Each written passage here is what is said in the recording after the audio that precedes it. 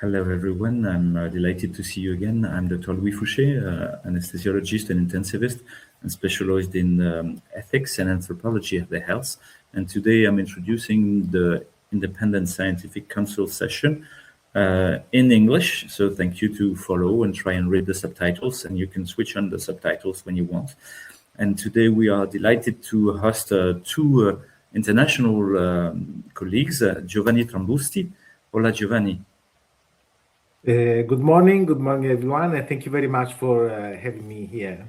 Good morning, thank you very much. Can you introduce yourself, please, and tell to the French public who you are and what are your attributions? Yes, I am an electronic engineer.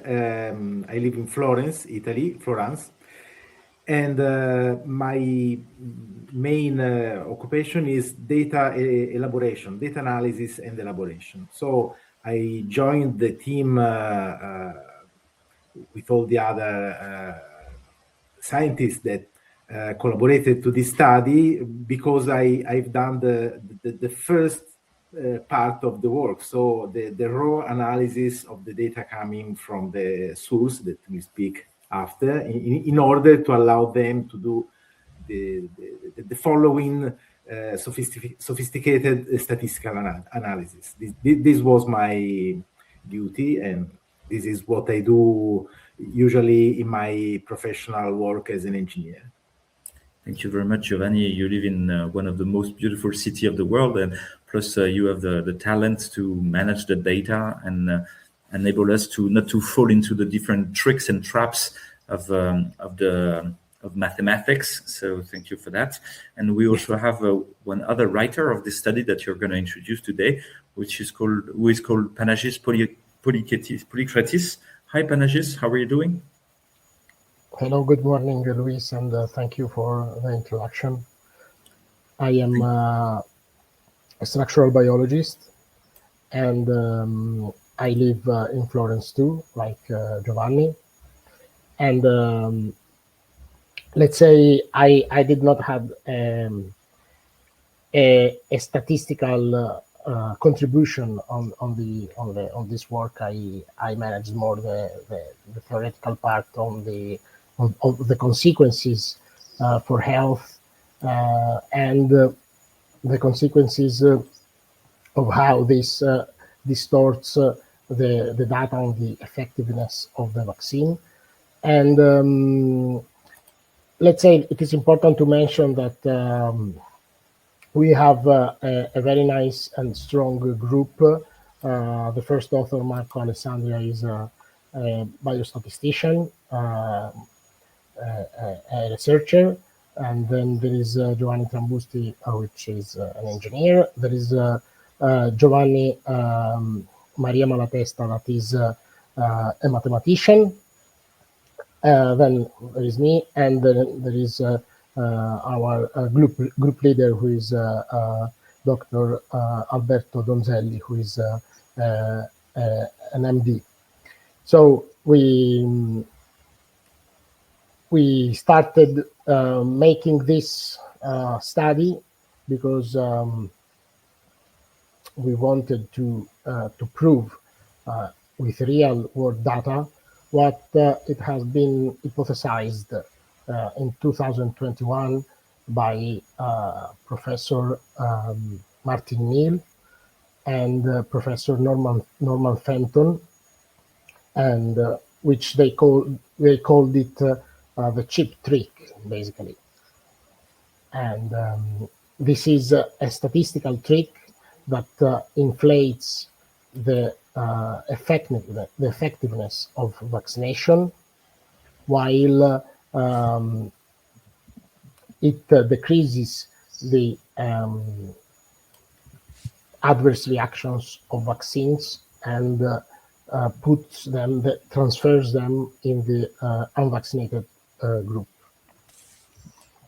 Okay, so I understand this is the main topic of your article is about the classification bias of vaccination and how it impacted the COVID-19 all mortality and all-cause mortality, because people were classified vaccinated or not vaccinated, and you're going to try and explain us that. Do you have any conflict of interest with the industry, with pharmaceutical industry, vaccination industry? Do you have any money involved with the government or? Absolutely not. Okay, thank you. No, absolutely not. We are both independent researchers, and we joined together because we found this common interest in discovering the truth through the analysis of data. We absolutely never work for this kind of industry. Thank you very much. For the audience and the people who are listening to us, you can find the article reference at the bottom of your screen, and you have the sharp reference that you can get there to find back the article, and we will put that on the website as a joint file, an attached file. We have already also today the chance to receive Hélène Banoun. Hi, Hélène, how are you doing? Hi, good. Well, thank you. I'm very happy. I'm very happy to receive Panagis Polykretis because I have been asked to review one of his article he wrote. It's not yet published. I hope it will be soon published. It's a very, very, very important article about the consequences of COVID vaccines in cancer. So it's very important with the mechanisms of this problem. I am a pharmacist and biologist, former researchers at INSERM, National Institute of Health, and without any conflict of interest. Thank you very much, Hélène. And so you see today that we make the effort to speak in English. So we would like you to share with your English-speaking friend, and it's going to be translated just after. Okay, so now the speech is yours, Giovanni and Panagis.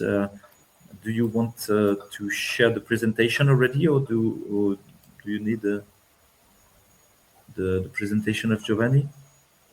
Yes, we can proceed with Giovanni presenting all the statistical work and the maths behind this paper. Okay, let's go there. Okay, so this is the first page of our study. So classification bias and impact of COVID-19 vaccination on all-cause mortality. The case of the Italian region Emilia-Romagna.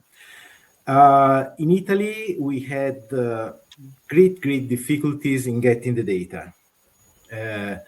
No data was released voluntarily by the institutions, and it was released by some regions only after FOIA, so Freedom of Information Act requests. So explicit request of our collaborators, a lawyer, that decided to ask to all Italian regions the data about vaccinated people mortality. So I proceed. Okay, so what we got in Italy is this kind of definitions by the ISS, that is Istituto Superiore di Sanità, the Superior Institute of Sanity, of Health, Superior Institute of Health, that is the maximum authority for Italian health. And they defined what a vaccinated people is and what an unvaccinated people is. This is the Italian text, but I have the French and English translation. So these definitions were published on their official reports, published on the Italian state website, and they are very clear. Okay, so I will read the English text, but you can read the French one if you prefer. And they say, we assumed a 14 days delay between vaccination and the development of immunity in accordance with available evidence. therefore, we defined unvaccinated. Okay, so I want to underline that here there is the definition of what is unvaccinated for them. Incompletely vaccinated and fully vaccinated individuals as those who had received the first, second, and third dose less than 14 days previously, respectively. So this is a little bit complex as definition, but if we read simply what is pertaining to the unvaccinated, we see that they define as unvaccinated person who has received the first dose less than 14 days previously. Okay, so to make it clearer, they have defined as unvaccinated who received the premier dose less than 14 days, and subsequently also the next doses had the same treatment. I mean that uncompletely vaccinated is who received the second dose less than 14 days. Okay, and also this was also for the third dose. So this way, it's pretty clear that they put back all the adverse events, counting them to the previous category. Okay, so who is already vaccinated because he received the first dose, but less than 14 days, in the next 14 days, every adverse event is classified as unvaccinated. And who received, who had an adverse event in the first 14 days after the second dose is classified as first dose adverse event, and so on. This is another definition of the same institute, Istituto Superiore di Sanità. Sorry, Giovanni, can I make a parenthesis here? Yes, please. This, so we can explain to the public, this 14 days window is thought because in immunology, there is a time that you have to give to the organism to develop the antibodies after vaccination. So it is believed that you need at least 2 weeks to mount a proper, let's say, antibody and immune defense against a certain pathogen for which you have been vaccinated. And this is the, let's say, scientific assumption that allowed the Istituto Superiore di Sanità in Italy, but even other health institutes around the world to use this. For example, in the UK, this period was of 21 days, from 14 to 21 days. So this is even more, let's say, a longer period. However,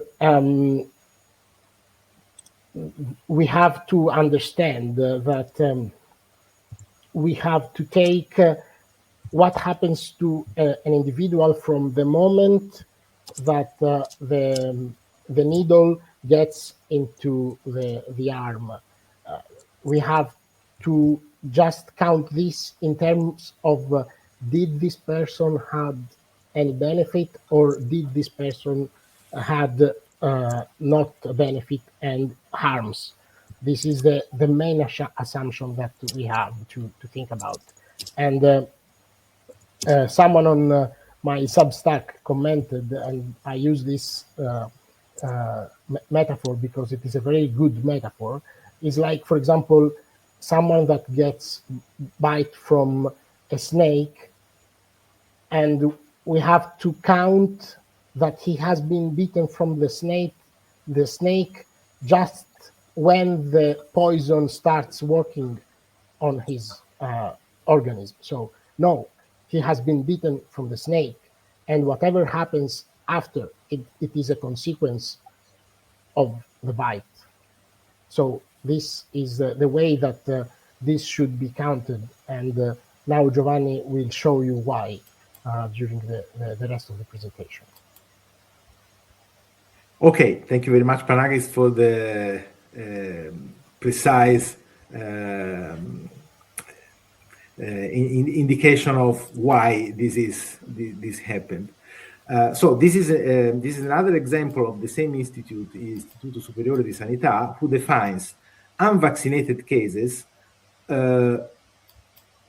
who has been vaccinated with the first dose in the first 14 days preceding the diagnosis. So this is to define cases, okay? This is a third example in which they define how they count deceased people, so people who died, okay? Deceased individuals with a documented positive test for SARS-CoV-2 who had not yet received any dose or any type of vaccine, or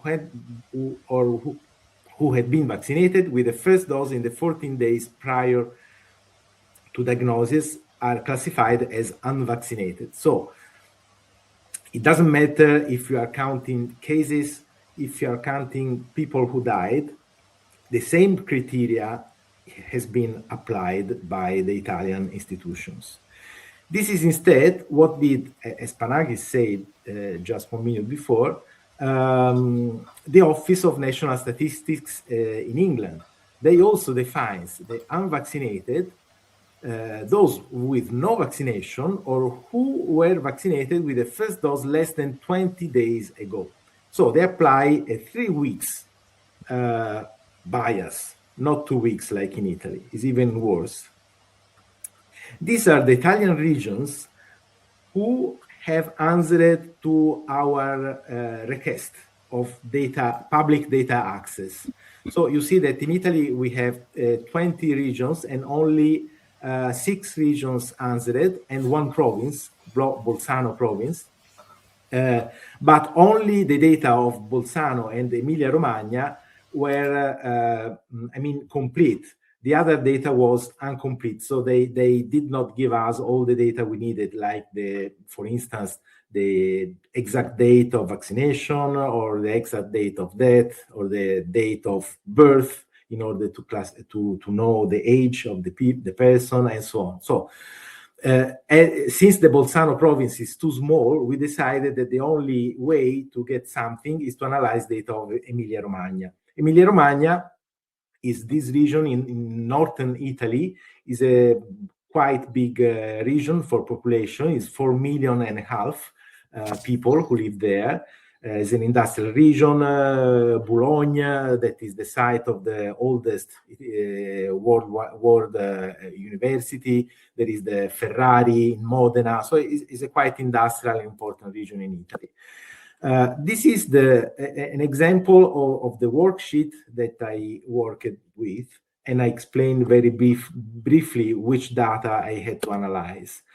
The data you see here in the second column is the data of vaccination, progressive vaccination. So there is a public database in Italy where you can read region by region, in this case only Emilia-Romagna, how many people have been vaccinated in a certain date. So this was the first source of data.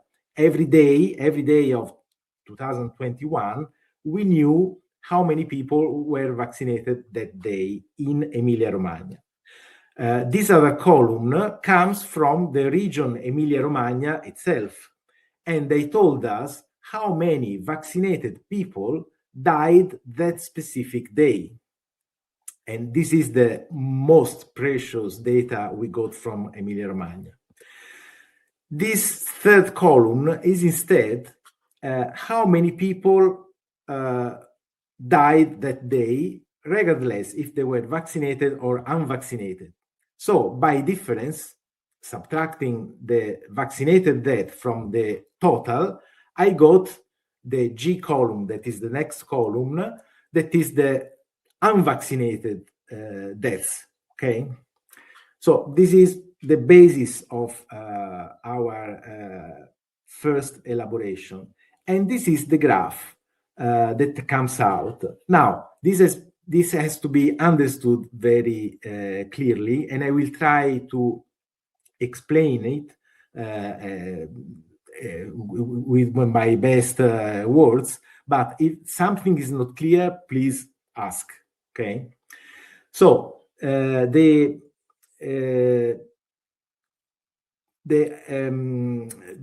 red line, the interrupted red line, okay, the rising line, is the administration of the first dose. Okay, so the dates are from February 2021 to June 2021 on the right side. And the vertical red lines marks the start of real vaccination, and the second vertical black line marks when the vaccination were almost completed. Okay, so we have in the middle the steep rise of the interrupted line. That is a cumulative line, so it tells us in every day how many people were vaccinated till that day. Okay, so this is simply the administration of the first dose in the region Emilia-Romagna. And here we are referring to the people who is 70 years old. So from 70 years old to 79 years old. So 10 years of people. The red line, the continuous red line, is the mortality rate of vaccinated people. It's very irregular at the beginning, but then it goes down, and then it's mostly horizontal. This means that while people were being vaccinated, the mortality from being very high at the beginning, it went down and then was stabilized. So this, at first sight, is a proof that vaccination works. Then the green line is the line of the mortality rate of the unvaccinated people. That is mostly horizontal before the vaccination starts, and then goes up together with the vaccination line, okay, and reach the top when the vaccinations arrive to the saturation. So here we have this situation that looked to me really strange, because this is from the month of March to the month of May, and during this period, the mortality in Italy was going down, because we were going toward the spring and then the summer. And we know that the mortality for respiratory diseases goes down when we go to the good seasons, and also in 2021, in the full period of COVID, it did the same, absolutely did the same. So this is counterintuitive, because when the all causes mortality in Italy was decreasing, the unvaccinated mortality rate was increasing. Okay, so this is completely not understandable.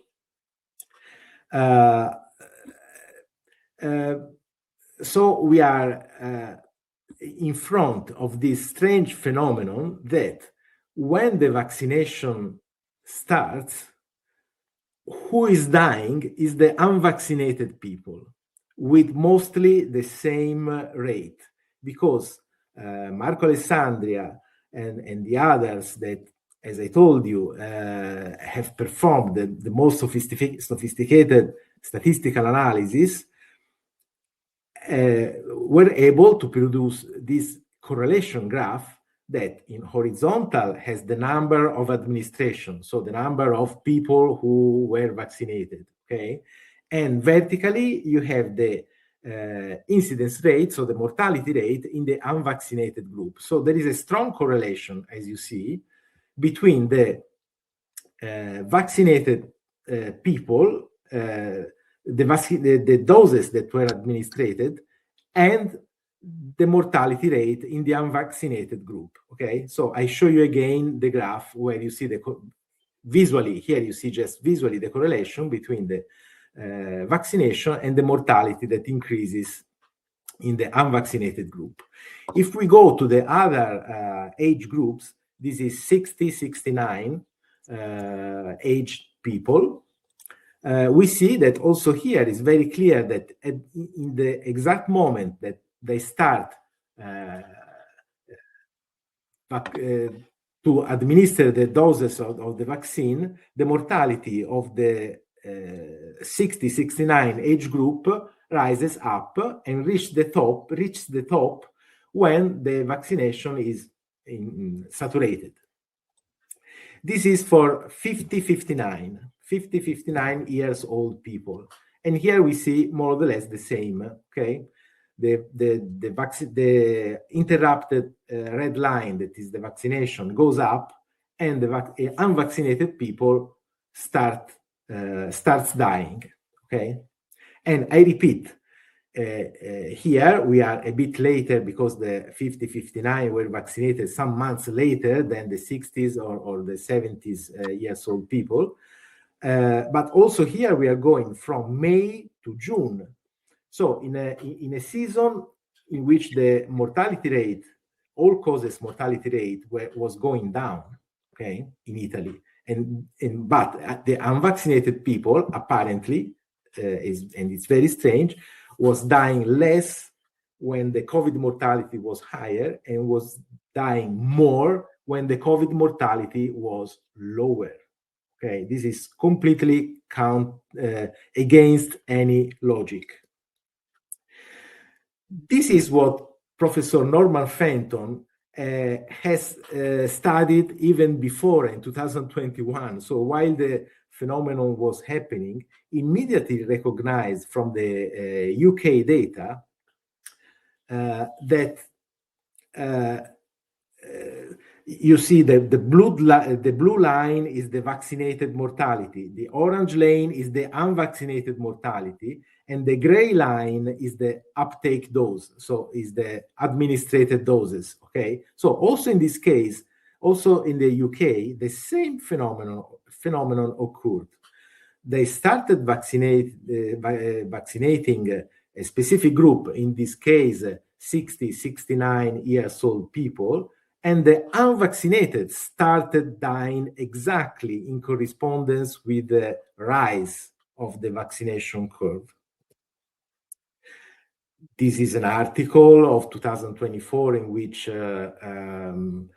Professor Fenton is commenting what happened, and so you can read it on his Substack. That is very, very well done. I invite you to read the Substack of Professor Norman Fenton. This is another graph that our group elaborated about the UK data. Okay, and we also have see in the UK data ourselves the same exact phenomenon.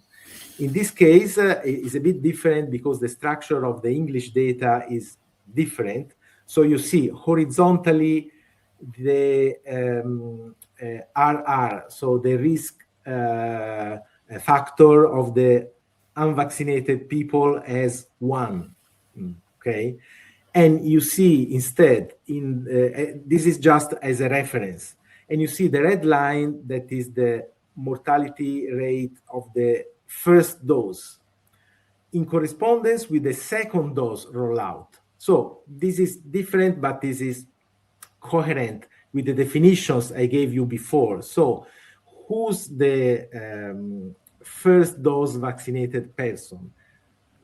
We define the Institute Superior of Health in Italy and the ONS in UK. They defined as first dose vaccinated person who received the second dose in the first 21 days. Okay, so also in this case, we see that when the second dose goes up as number of doses administered, the first dose people starts dying.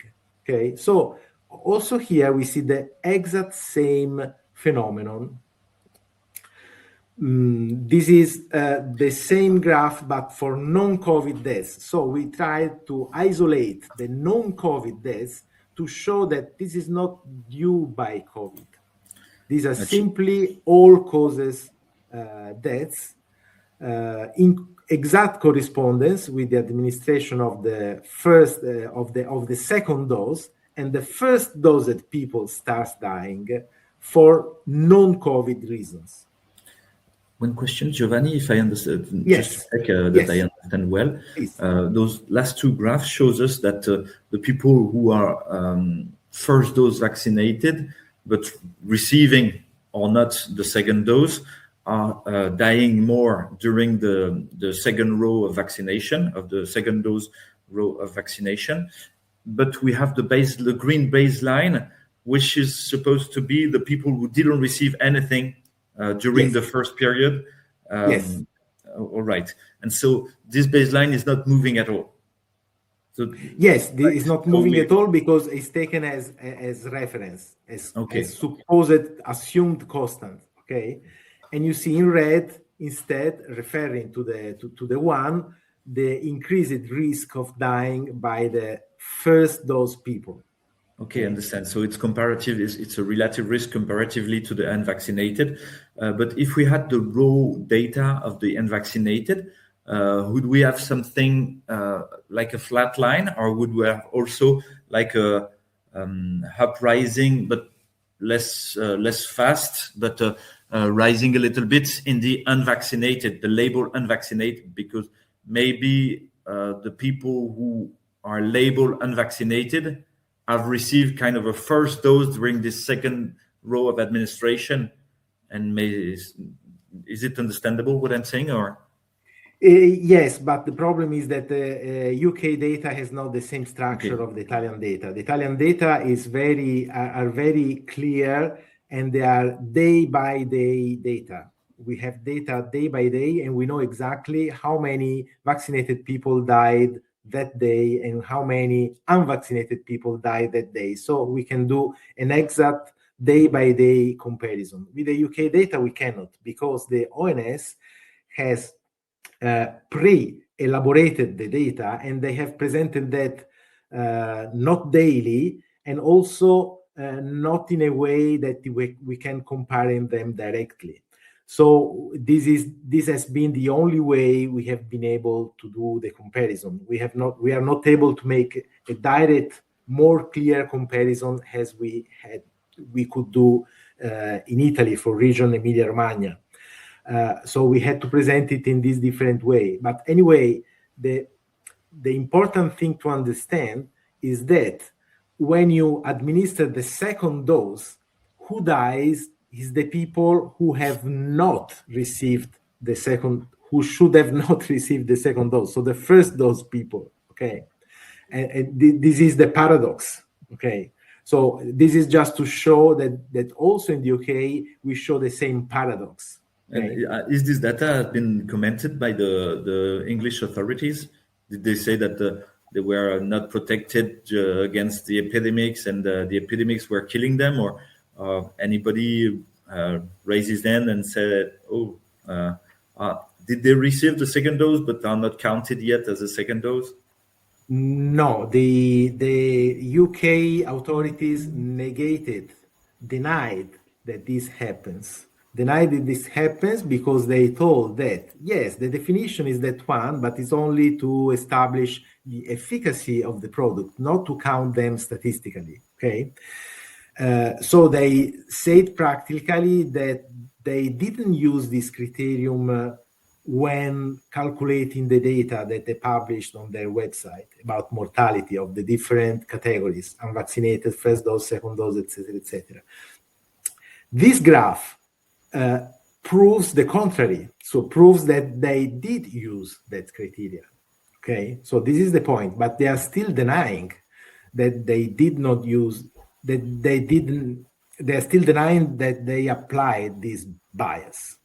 This is the point. And also in Italy is the same. Nobody in Italy admitted that they counted that way. They simply defined the categories that way, but they pretend that all the data that have been published is actual. I mean, with the data of vaccination that corresponds really to the day that the needle entered the arm.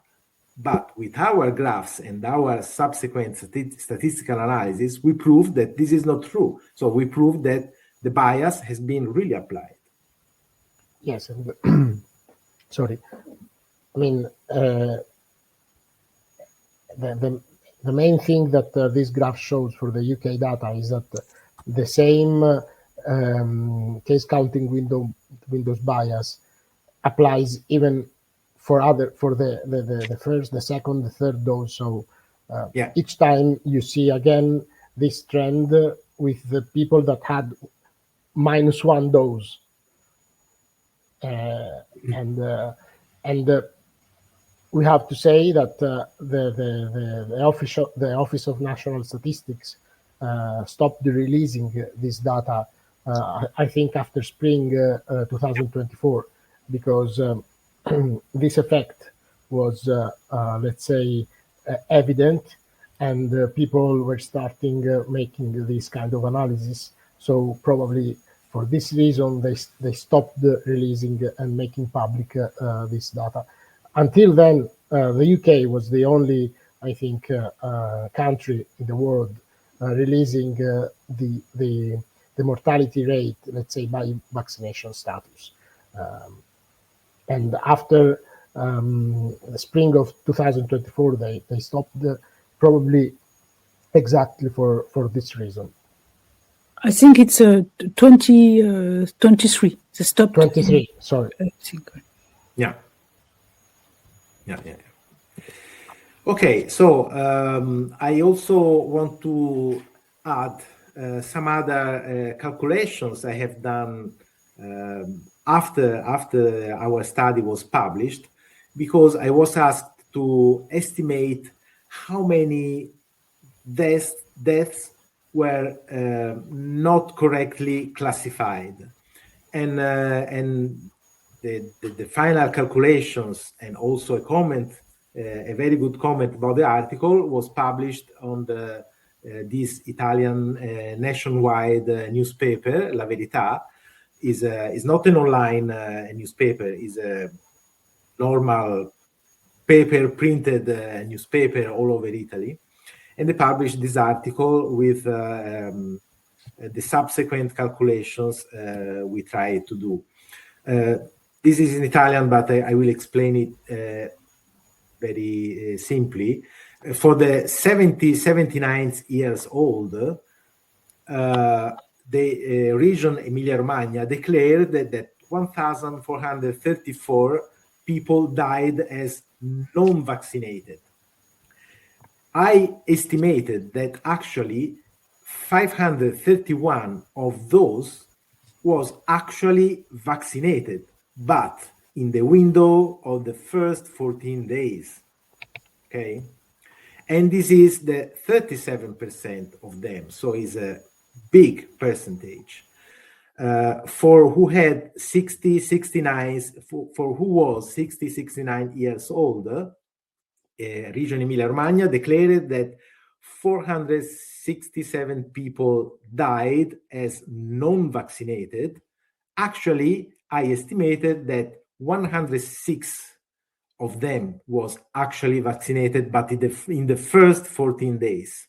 And for 59, 222 were declared as non-vaccinated, and 93 is my estimation. How did my estimation? Well, I presumed that the unvaccinated mortality rate of the month before the vaccination started was constant also in the months after. This is a by defect estimation. I mean, we know that the mortality was decreasing during those months because we were going towards spring and then summer, okay? But to be safe, to be sure, I thought, okay, let's think that mortality rate doesn't go down, that is constant.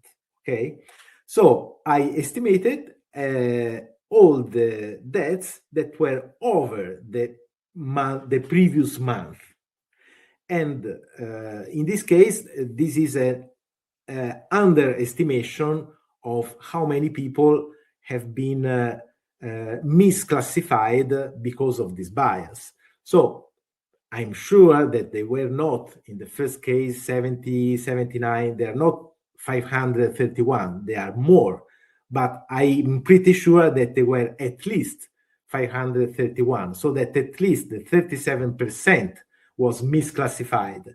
And in the case of the other categories, more than the 23%, or more than the 42% in the case of the 50, 59 years old.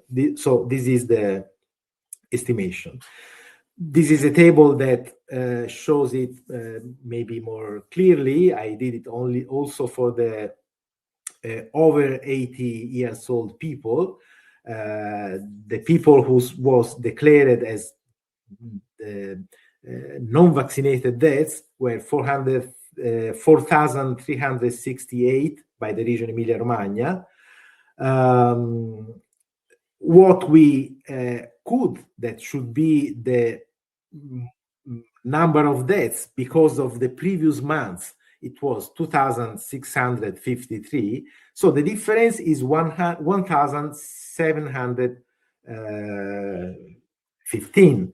This is my estimation of the classification bias. So almost 2,000 people in the age of more than 80 has been misclassified during that period. And in this case is a very high percentage, the 64%.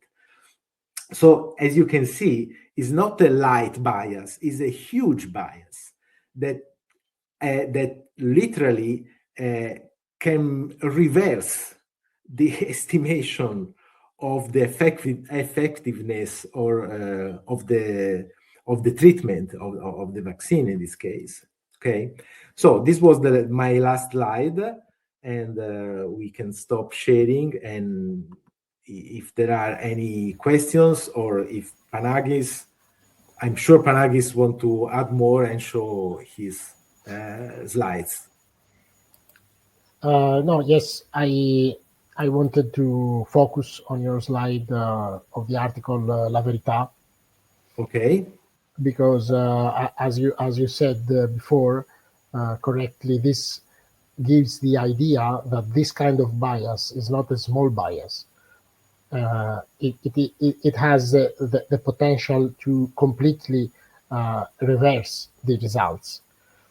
And Professor Norman Fenton made a very nice tool to prove this effect with a vaccine that has even a negative effectiveness, and it shows, this tool shows, anybody can go and use this tool, and shows that even a vaccine that has a negative effectiveness gives let's say the wrong perception that it has a positive effectiveness in the first period of time, due exactly to this bias. Exactly because, as we can see here, there is a huge percentage of people that gets moved in the unvaccinated group. We talk about 37% in the age group of 70-79. 23% in the age group 60-69, and 42% in the age group 50-59. So this gives the idea of how much this bias can distort the results. And that's why it is fundamental for people around the world, in each country in the world, to get motivated by this study, that is the first study that proves this case counting window bias distortion in the peer-reviewed literature, to get involved and get actively asking the mortality rate by vaccination status to their health authorities in order to be able to do studies like this. Because if you don't know the mortality by vaccination status, then you are not able to get these results.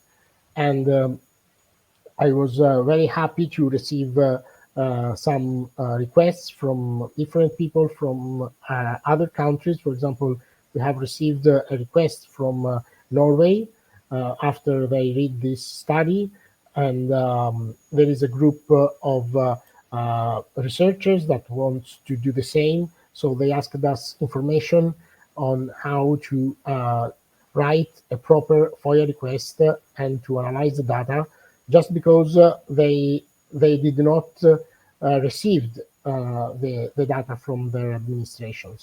And we have to understand that it is our right as citizens that pay taxes and that live in a country to ask this data for our authorities.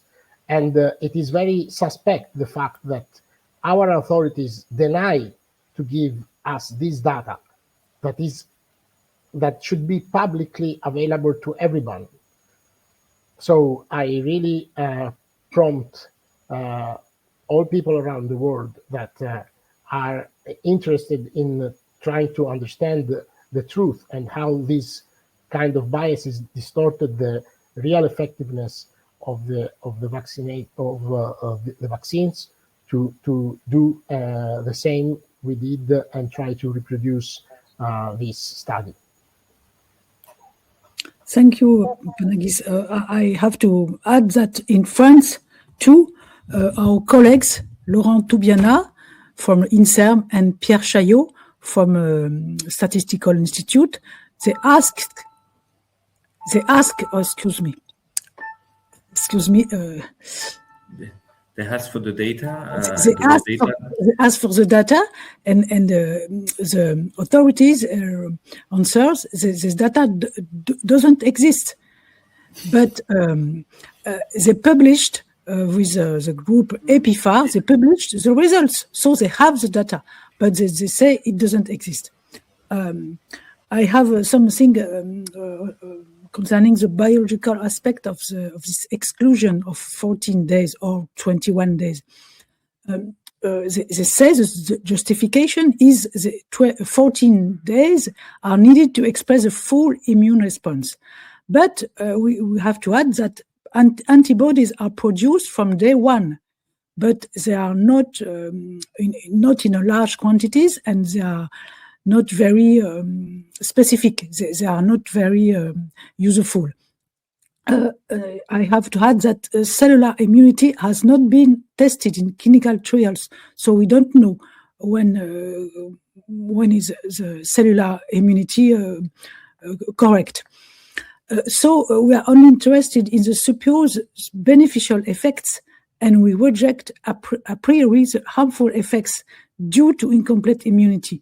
But it is important to highlight the paradox. What is the best way to evaluate the immune response to a vaccine? It's to measure its effectiveness against the disease and not the antibody level. Therefore, effectiveness should be evaluated from day one. So the vaccine starts working from the first day of injections, because antibodies start to be produced from the first day. So it's clearly fraudulent to classify those who have been vaccinated for less than 14 days as unvaccinated. It's a fraud for me. It masks the facilitating effect of infection caused by vaccine, as well as early adverse effects, including death. And it's the same way for the flu vaccine. They also exclude the first 14 days after the injection to assess the effectiveness of the flu vaccine. And more about concerning the booster, the exclusion of 14 days after a booster shot is even more unjustifiable because the booster immediately reactivates the memory cells. So antibody levels and cellular immunity increase immediately after injection. It's clearly fraudulent. I think we can use this word fraud. Well, I totally agree. It's a fraud. It's a totally fraud, because one thing is to assess the effectiveness. I'm not a doctor, so I don't want to say more words about it. But when you assess the safety of the product, it starts from the exact moment you receive the needle into your arm. Because if you have an anaphylactic reaction, is that not the vaccine? Of course it is. We have literature that states that. Okay, so we have to count it. We cannot say, 14 days have not passed, so the anaphylactic reaction has to be counted as an unvaccinated people. This doesn't make sense. So it's of course a fraud. It's of course a total fraud. But the institution have been, happy to apply this rule, this classification bias, because it allowed that to count all the adverse events of the first 2 weeks or 3 weeks in the previous category, and this has been given to the public as statistics. And so this has an impact also of with the informed consensus, because people were not informed correctly at all by the media, and not even by the doctors at the vaccination hub or by any other medical doctor, because anyone who was reading the official statistics was reading false statistics affected by this bias. And so not even the professionals were able to have the correct information, not even them. We didn't know. Professor Fenton in England was the first one who think and prove mathematically, because he's a mathematician, what can happen even to a negative effective vaccine, that can be, the negative effectiveness can be masked and reversed by this bias. So even if it's negative effectiveness. So, the word fraud for me is completely appropriate in this case. And I want to add something about the difficulties in getting the data. The lawyer who collaborates with us and asked to all the Italian regions this data, it asked to the regions because it was a big problem. It had a big problem with the state. So why you should ask to every 20 regions in Italy when you can just make one single request to the Italian states? Of course he did. He sent a request of all the vaccinated people mortality to the Ministry of Health. The Ministry of Health answered in 2022 that they had not the data. Can you think about that? They had not the data. How that can happen, that they don't have the data? They have the National Archive of who's vaccinated and who's not, and you have the official database of who died and who's still alive. So you have just to put together these two tables. It's not difficult at all, not difficult at all. But they told the lawyer who made the request, no, we have not the data. Maybe the National Superior Institute of Health have the data. So the lawyer made a second FOIA, a second public request of access to the ISS Institute. They told the same, no, we have not this data. Maybe IFA, that is like EMA, okay, the medicine approval agency, maybe they have the data. Okay, so he made a third request to IFA. No, we have not the data. We are sorry. Maybe ISTAT. ISTAT is the Italian Institute of Statistics. Okay, they have the data. So he made a fourth request to ISTAT, and ISTAT told, no, we have never had this data. Maybe you can ask to the Ministry of Health.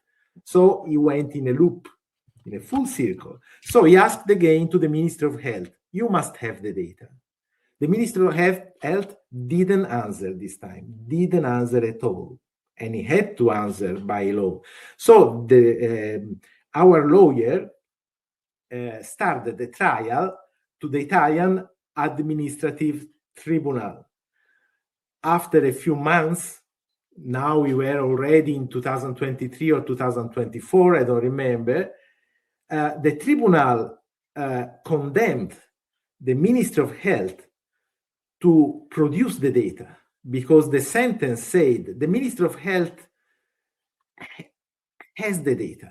They have just to put them together. Okay, so the tribunal said this and condemned the Minister of Health to pay the expenses of the trial. So they lost on all the line. And after this, the Italian Ministry of Health produced the data of the vaccinated dates of death of all Italy and sent the database to our lawyer. I started to analyze the data. I was happy that day. Oh, finally, I have the full data of all the vaccinated people who died in Italy day by day. I was really happy that day. I will know the truth. It could be also contrary to my beliefs, but to my hopes, it could be also a different result. Okay, but I was happy. I started to analyze the graph, and I saw that the graph was not regular. The graphs of how many vaccinated people were dying that day, the graph was regular for the first month, and then, boom, had a vertical step on the 1st of October, and where the number of vaccinated people who died daily was passing from 250 to 850 in a single day, okay, and then proceeded rising up. Of course, the data was not usable at all because it was affected by elaboration mistakes, biases, negligence. I don't know why, but I just suppose that till October 2021, they registered a few regions of Italy, and in a single day, they added other regions, okay, for 3-4 months. The 31st of December, boom, down. So they stopped counting other regions and they continued on the previous trend. So the data were completely unusable. So what we did, we sent a letter to the Italian Ministry of Health with the printed graphs and some comments telling, this is what we got from your data. There are clearly some faults, there are clearly some mistakes in the data. What do we have to comment? And we got a letter in answer, and the Ministry of Health told us, no, the data are okay. Every week, we made a meeting call with all the Italian regions, controlling the numbers, controlling every calculation we made. So we are totally sure that everything is okay. And they told this after seeing the graph that I just described to you. So we couldn't go anywhere with the Italian Ministry of Health. So our lawyer started to ask to every one of the 20 regions the data, and only 6 answered, but 4 with incomplete data, 5 with incomplete data, only the province of Bolzano and Regione Emilia-Romagna. And so you see how difficult, really difficult, has been elaborating this data, that I think, personally, I honestly think that the Ministry of Health should have been released by itself, telling people, okay, this is the data of the worst epidemic of pandemic events in our history. Please do an independent evaluation. This would have been honest. In the UK, they have been more transparent for the first years because they have published data. They were not raw data. like we were hoping to have. They were already elaborated data, so it was much more difficult to get something by them, but actually they at least published the data till 2023. Then they stopped publishing the data because they also published the comment why they stopped publishing the data, because the data were wrongly evaluated by the independent researchers. Okay, so since the independent researchers were making mistakes in understanding, in reading the data, they stopped publishing the data. I mean, I will stop commenting here. I will add something. In 2021, I showed that this effect and manipulation can be seen in Pfizer's trials. Louis, I give you the link to my article in AMC blog. They artificially increase the number of COVID cases in the placebo group 15 days after injections, so that the placebo appears to be effective. Also, most effective like the vaccine. But after this period, this critical period of, I think, 1 month after the injections, they stop to manipulating the data. So you see the difference between the critical period and after the critical period. It seems that placebo, the saline water, is as effective than the vaccine. I saw it in the Pfizer essay. I wrote it, I told it, but nobody understood what I was meaning. But it's the same manipulation. Maybe they understood it, but they didn't want to acknowledge it. And well, I want to say about the fact that the only adverse reaction that has been recognized in the vaccinated was the anaphylactic shock, just because many times people got the anaphylactic shock before going out from the vaccination center. Many times they died before exiting the door of the vaccination center, so they could not deny this effect. So basically, and you, Helen, you know about the underreporting of the adverse reactions by the medical doctors, that it is estimated to be like 1,000 times less than reality. So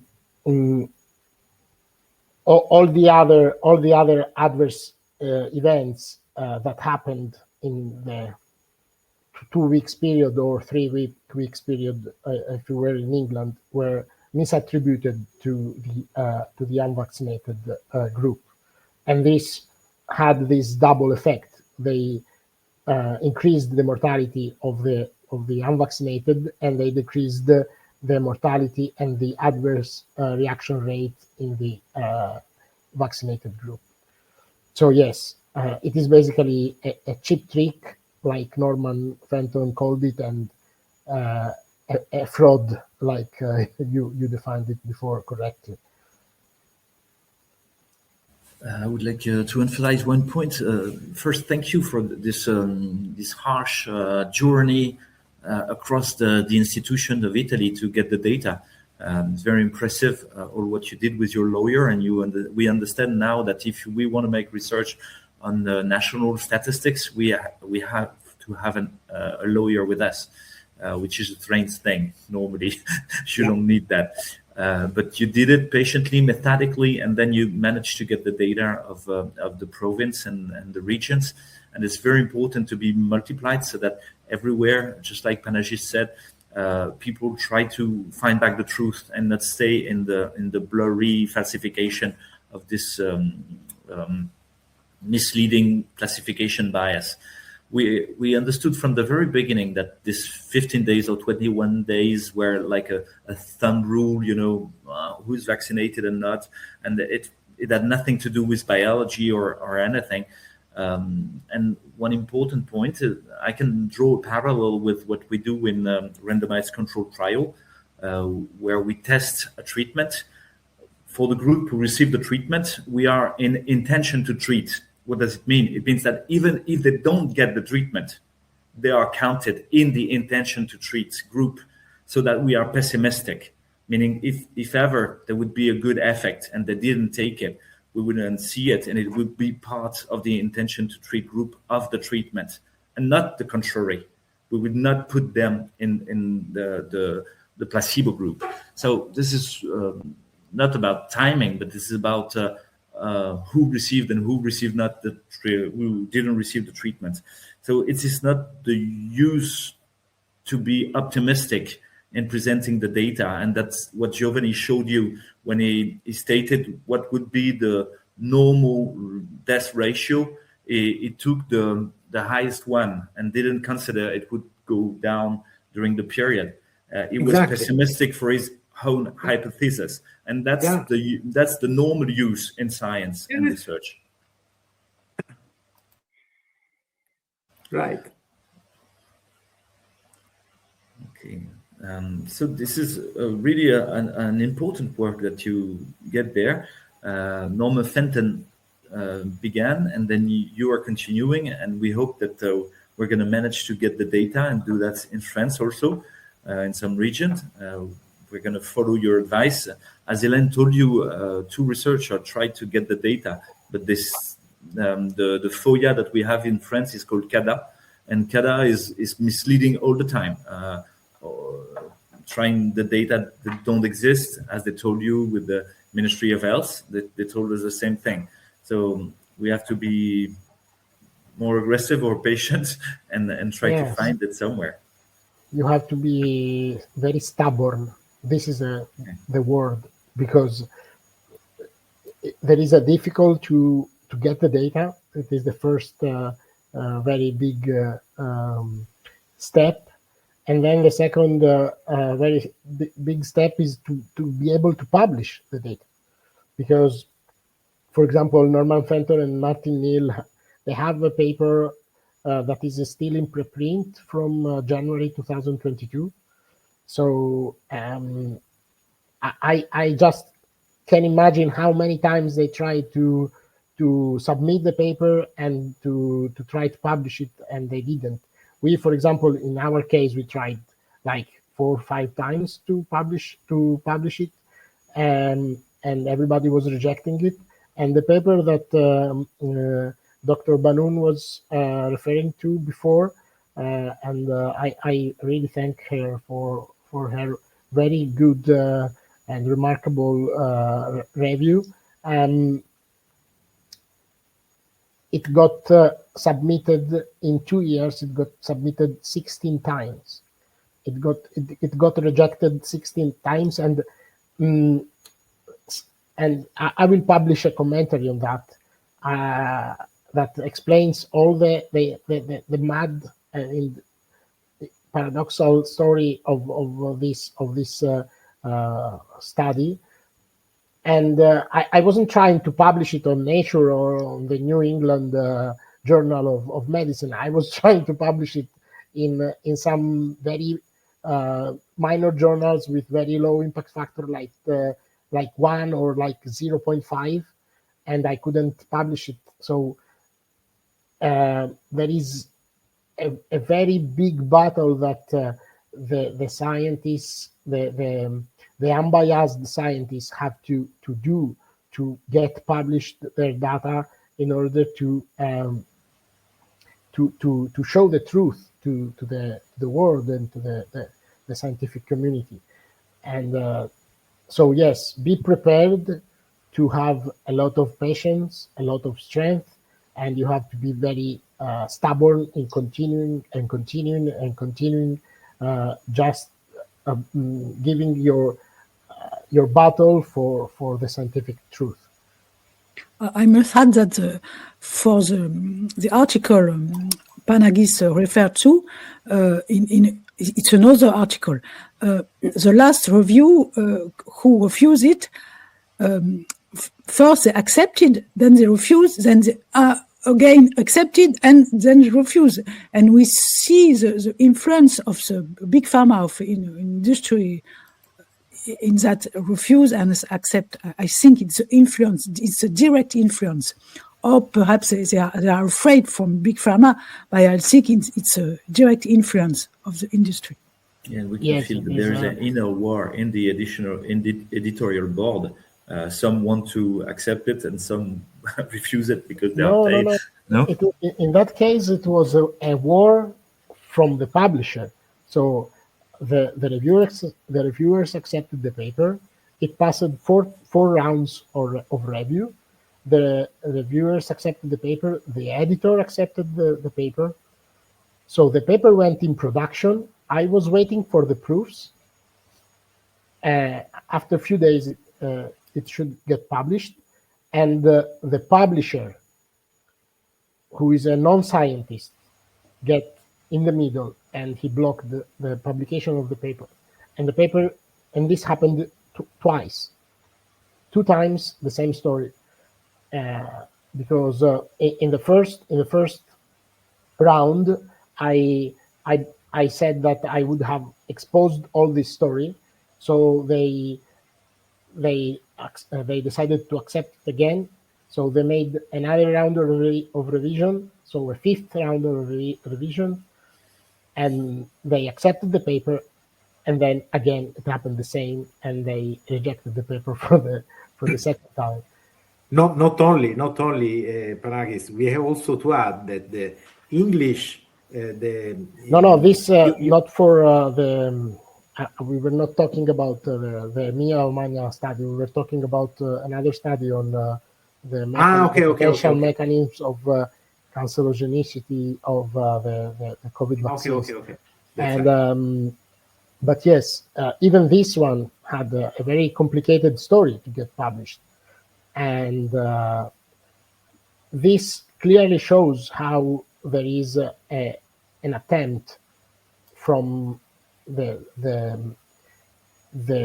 higher ranks, let's say, of the editorial scientific world to hamper the publication of this data that exposes the truth. So in my case, I saw that the only way to come out from this is to be stubborn and keep doing again the same thing, submitting, trying to release the truth. And this is why, for example, even some platforms like Substack got so popular, because now many scientists, like for example Norman Fenton, Martin Neal, Jessica Rose, McKenna, many scientists are publishing their studies there, because mainly they cannot have access to the scientific publication. The problem is that whenever you go with a Substack paper to an authority, they say it's not a scientific paper, it has not been peer-reviewed, so for me is nothing. So, and I say this because we have to try to keep trying to publish our data in the peer-reviewed journals, because they are recognized by the authorities. You can go with a peer-reviewed study to a public authority and show your results. So we have to make this sacrifice, and we have to keep making this fight in trying to release our data in indexed peer-reviewed journals. Thank you, Panagis. This is a very important point that you raised, and we discussed it in Brussels, where you underlined and stressed the fact that this was really an important point, and the audience should, and also the doctors and scientists should understand that there's a real problem of epistemology there, because what is going to be the truth is completely under control, and so we have to stand in the battlefield and not submit and surrender, because all the system is dependent on the published data in the scientific edition world. And you're right, PubPeer is existing, Substack is existing, preprint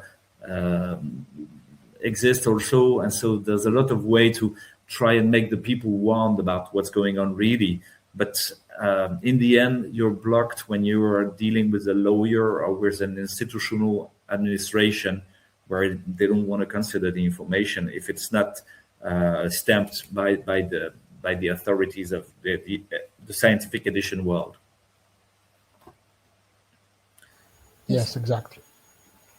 Okay, thank you very much. I invite all our audience to go and read the article, upload it, show to the edition board that it's an important article and that they were right to publish it and not to be afraid of publishing it. Translate it in your own language, to try and draw the graph and explain to your neighbors, do whatever you can to give the information around you.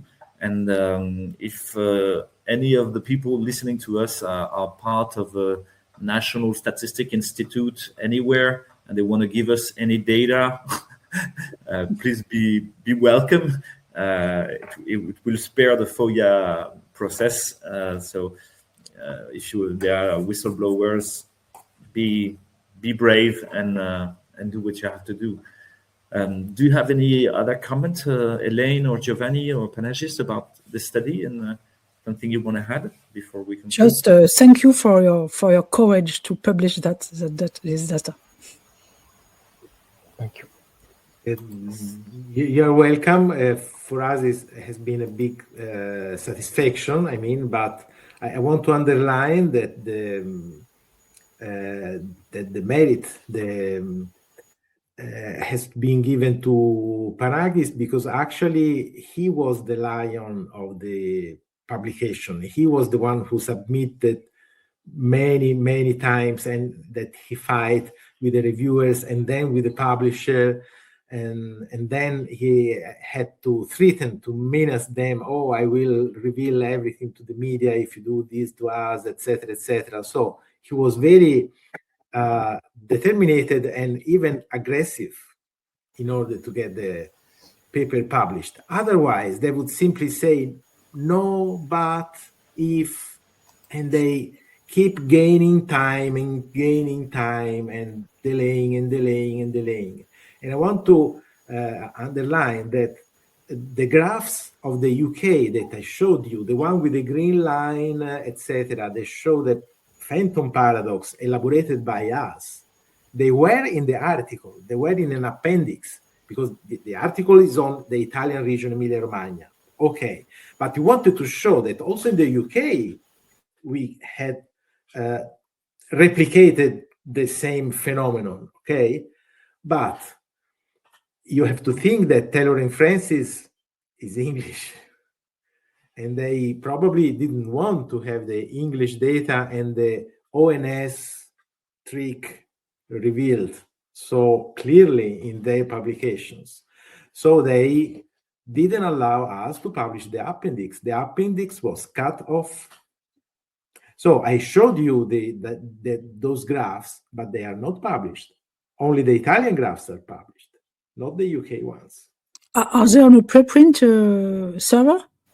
This appendix data? No, we decided when they did not accept the annex of the UK data, we decided to divide them and use them to make a brand new paper just on the UK data. Yeah. But if we decided to upload it in a preprint server, I will inform you. Okay. Okay, thank you very much, Giovanni and Panagis and Elaine. Thank you all to have listened to us, and don't forget to share, put the thumb up under the video, make a commentary, all what you know how to do on the social media, so that it's seen everywhere. It's surprising somewhere that it's 5 years after what's happening, that the truth is beginning to unveil, and it's a slow process. So we have to be patient, but it's going to come. Let's hope. Thank you for having us with you. Yes. Thank you. It has been an honor and a pleasure to be your guests. For us too. Keep fighting in France. Yes.